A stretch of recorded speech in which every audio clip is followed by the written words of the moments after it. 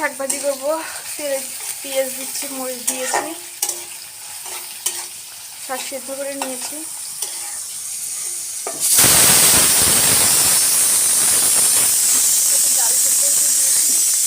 ডাল ভর্তা করব।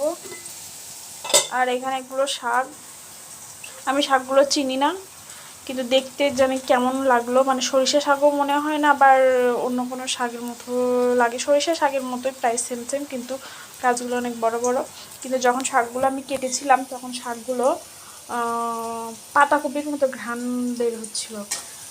আবার যখন শাকটা সিদ্ধ করলাম, একটু মুখে দিলাম, তখন সেম মূলা শাকের মতো লাগছিল টেস্টটা। কখনো খাওয়া হয়নি এই শাকটা, কখনো দেখিও নি। কালকে সন্ধ্যার দিকে একটু বাইরে গেছিলাম, তো এই শাকটা দেখতে পাই।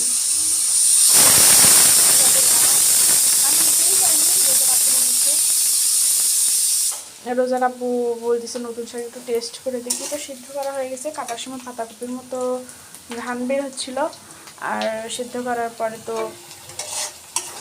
মূলা মূলা শাকের মতো লাগতেছে। একটু মুখে দিয়ে দেখলাম। এখানে পেঁয়াজটা ভেজে নিচ্ছি, ডাল সিদ্ধ করে দিয়েছি, ডাল ভর্তা করব। আর হচ্ছে এই ডেক্সিতে আছে পটবডি, ঢ্যাঁড়স, এগুলো সিদ্ধ করে নেবো, ভাজি করবো। করবা যাও, মাম করে আসো। রেখেছি, ছোলা সেদ্ধ করে নিব, ভিজে রাখছি, সেদ্ধ করে ফ্রিজে রেখে দিব। খেতে ইচ্ছা করলে খাবো, খিচুড়ি বা এমনিতে বোনা খেতে ইচ্ছা করলে খাবো। বাজারে যে শাকসবজির দাম, আর এই শাকের দাম শুনলে অবাক হবো। আগে 10 টাকা মোটা করে কিনে খেয়েছিলাম, আর এখন আর এই শাকটাই কত টাকা করে নিচ্ছে, 20 টাকা মোটা।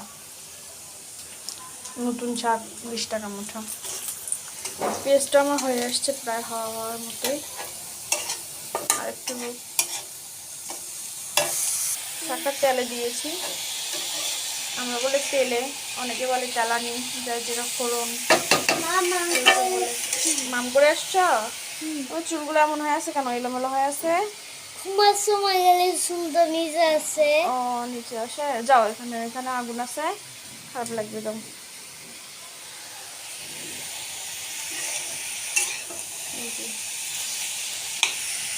দেখে মনে হচ্ছে শাকটা অনেক সুন্দর হয়েছে, কিন্তু ওই যে ঘ্রাণ খেতে, মানে সিদ্ধ করার পর তেলে দেওয়ার পরে মূলা মূলা শাকের মতো লাগছে। কাটার সময় কিন্তু পাতাকপির মতো ঘ্রাণ বেরোচ্ছে। দেখতে পাশে ডালটা সেদ্ধ হয়ে গেছে, এখন ওইলে ঢ্যাঁড়স বটবটিতে উঠে দিব।